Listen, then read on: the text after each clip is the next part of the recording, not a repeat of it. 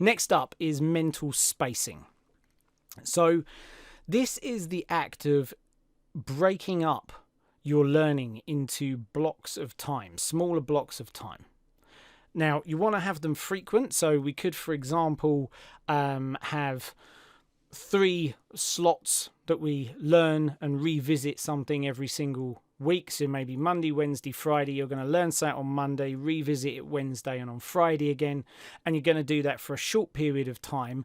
And you're going to retain that information a lot better than if you just sat down and did a block of 3 hours learning a thing.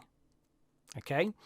Now, this was highlighted by a guy called Benedict Carey, or Carey, I think is the correct pronunciation, who said in an interview with the New York Times, and this guy's an author, a creative himself. He actually wrote a book on learning, how we learn, the surprising truth about when, where, and why it happens. And he said that you can water a lawn once a week for 90 minutes or 3 times a week for 30 minutes. Spacing out the watering during the week will keep the lawn greener over time. So it's a really nice metaphor to help you remember this. If you keep returning to something, a day, 2 days after you've learned it, then you send a stronger signal to your brain that this information is important and it should be stored.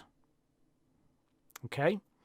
Much more powerful. Now we're going to get onto another reason for why it's important to have breaks in a second. But mental spacing is all about revisiting the topic.